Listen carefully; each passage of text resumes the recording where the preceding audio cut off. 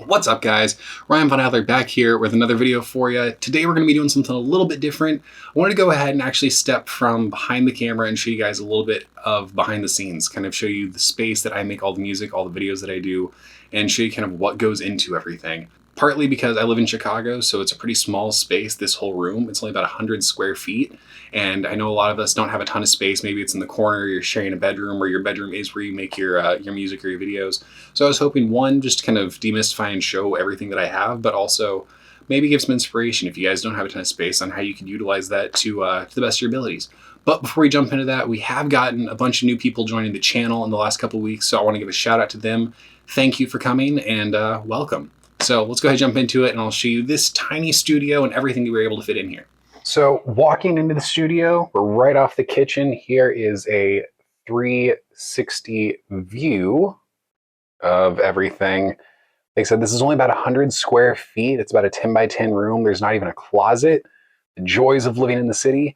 But let's go ahead and start off over here in the guitar corner. Now I've got this acoustic material because originally, before I got the drum kit, this is where I would set up the vocal mic, so I wanted to prevent any sort of like splashback, any sounds bouncing back. And then I got the guitars mounted in there just because I needed some space. So starting off over here, I have my Squier Jim Root Telecaster that I've modified. I've got a, I think it's a Nail Bomb by Bare Knuckle in there, but it's the neck humbucker, so it's a little bit different, and we're covered in stickers. Other than that, just one volume knob and then a three-way switch that doesn't work. Moving on, we have a 1993 Mexican-made Fender Stratocaster. This one I originally got with the original neck. It was a rosewood, but I swapped that out because I wasn't a huge fan. It had some fret issues. It just wasn't, it was a really thin neck, wasn't the most comfortable. So I swapped it out with a Warmouth.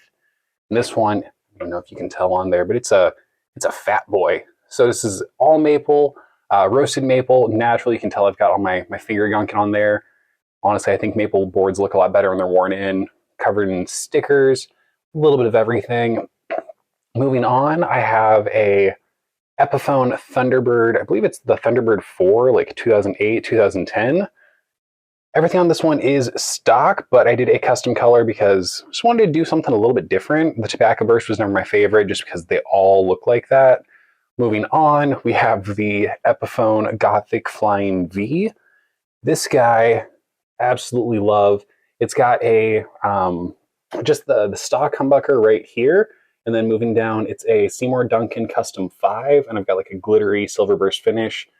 Granted, kind of messed it up just a little bit, so I need to fix that, but still a great guitar. Really wide neck, not super fat, but it's nice. It feels meaty in your hands. Like, it definitely does not feel like a toy. And then, right over here, I have one of my favorite guitars. This one is, again, it's an Epiphone Gothic Explorer with a Seymour Duncan JB in the bridge, and then just the stock humbucker there in the neck. A little bit of a different wiring. I get asked about this little knob all the time. It actually doesn't do anything. It's just there because that's where the pickup or the toggle switch originally was, and I didn't want a random hole, but refinished everything in a rose gold glitter, so I'm hoping that shows up on camera pretty well. Guitar, I love the way it feels. If anybody picks it up, it actually is kind of rough, so it'll eat up your like the inside of your hand when you're playing really hard if you're not paying attention. Then I just got a slide sticking on here, just a standard steel slide, nothing special. I don't play a ton of slide because I'm honestly not very good at it, but always nice to have one on hand. We move up here. I've got my Green Day and Ramones posters that I've had since I was, I don't know, in high school. Nothing special with them. I think honestly they were just from Target, but Green Day is the reason I got into music. So always gonna have something there just kind of represent. Moving over, I've got the Astro Ever After Neon. This thing, absolutely awesome. Most of the time I actually just have the lights in here turned off, and then I'll use this to kind of give it just a little bit of ambient lighting. Flip those back on. And then right above that, if you can see, that is actually a cymbal that was used by Crowbot.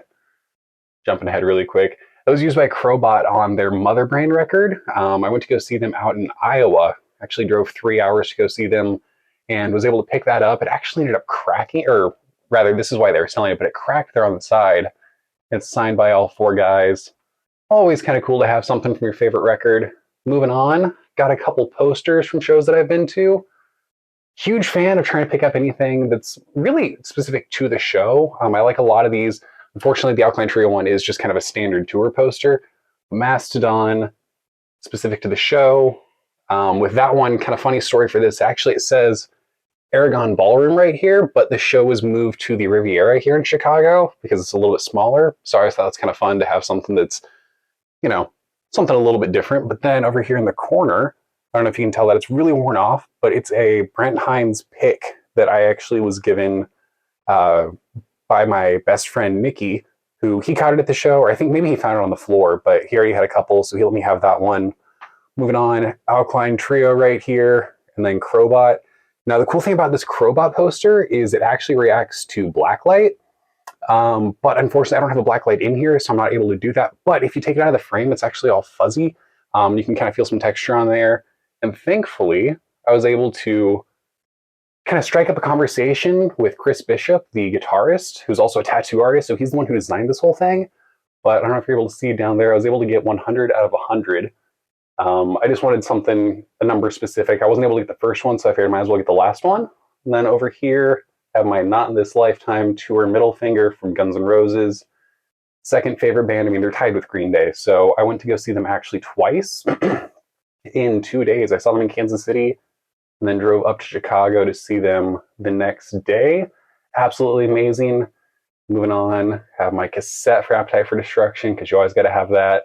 A couple random things sorted out here. I've got some pedals. Granted, I don't play a ton of pedals anymore because I'm using my Kemper for most things, but just some random memorabilia on here. I got a Duff can, I got Wallace and Gromit hanging out.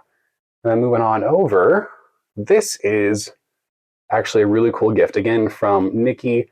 He was in the music video as an extra for Jared James Nichols. So he drove down to Kentucky, or no, Nashville rather, to be an extra in that. And he ended up getting this signed by JJN. So you can see it's kind of faint in silver Sharpie there.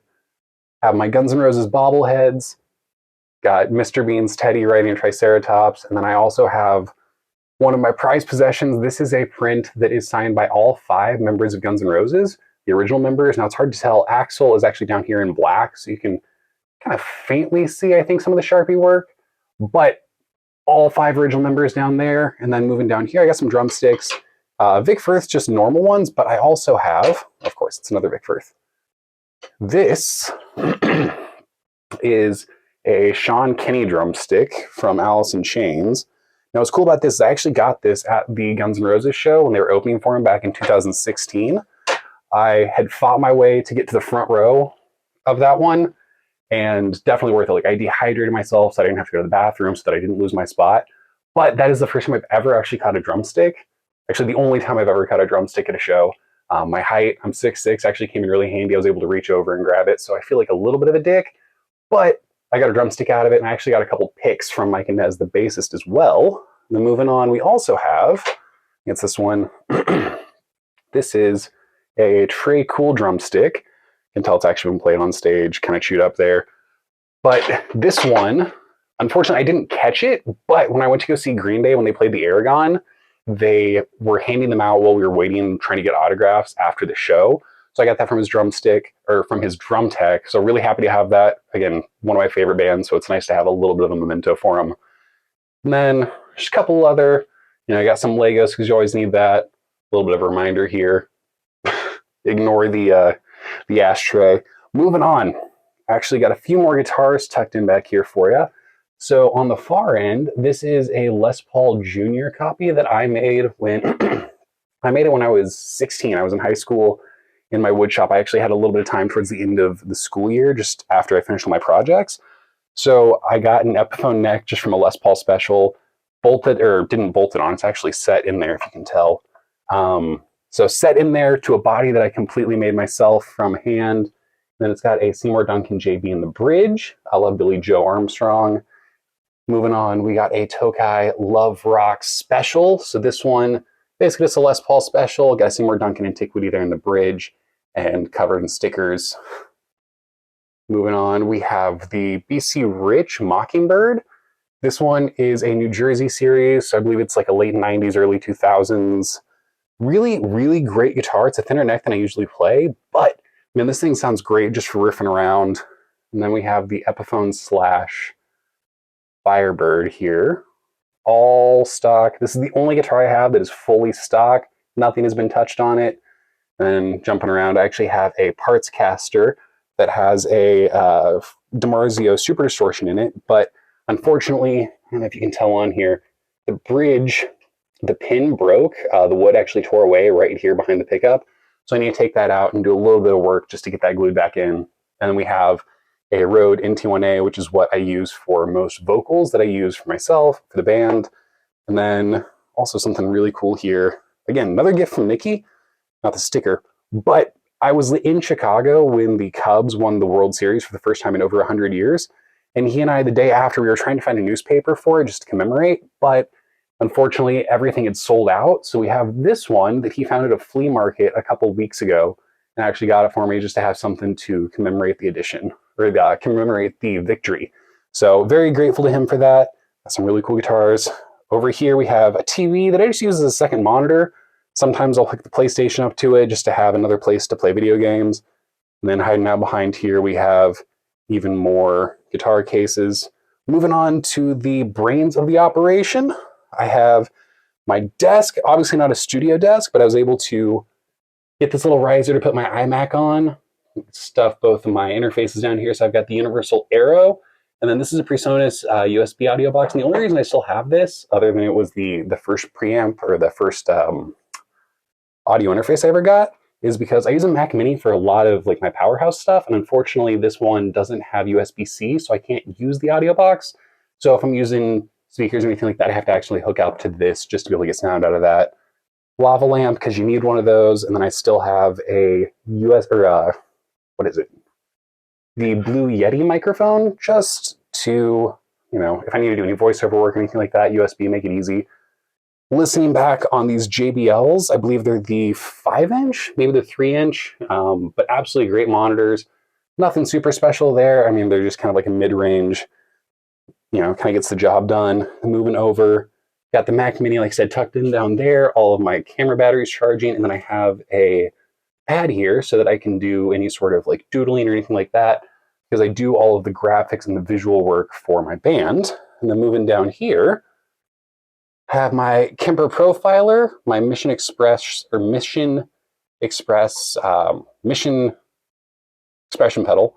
I don't know why I can't say that. And then tucked down here, you can't really see it, but I have a TC Helicon Voice Live Extreme Pro. So that comes in really handy if you're trying to do anything for like live vocals or anything. Moving on, got one of my favorite pieces of artwork that I got for Christmas from a local artist and a friend. Drew Scott from Lead Pig painted this. But this is my #1 guitar, Lawless, the '89 Epiphone Les Paul. My favorite venue in Chicago, the Aragon. And then I got the heart-shaped hand grenade from Green Day. Made me that. Absolutely love that thing. And then, last but not least, I have my Alesis drum kit. Basically, I got this for 2 reasons. One, I'm mainly a guitarist, as you can tell by all the guitars. But I also wanted to try and learn the drums just to have a little bit more freedom, really just to be able to get more of those ideas out of my head. So I got this guy Black Friday last year, much to the dismay of my downstairs neighbors. And then I just got some really simple, just Tascam headphones. Nothing special here, but it helps me just kind of understand everything a little bit better and getting better. So hopefully I'll post some videos of that soon. You guys can actually see me fail at being a drummer, or at least attempt at it. But that pretty much does everything for the studio tour. So that's going to conclude it for this one, guys. Apologize if I look a little bit sweaty. Whenever I film, I actually have to turn the little fan off because it makes a little bit too much noise. And unfortunately, being in an older building, we don't have central AC. And also, funnily enough, the window over here has a metal grate on it because we're right outside the power line. So I can't actually open it all the way. So I can't put like a window unit AC. We're the only ones in the building that have that. So a little bit of a downside, but it's not that big of a deal. So hope you guys enjoyed this. I know I probably didn't cover everything. It's probably going a little bit fast because there's a lot of stuff here in a small area. Like I said, 100 square feet, but somehow I have 5, 6, 7, I have 10 guitars in here. And then I actually have a couple more over in the room.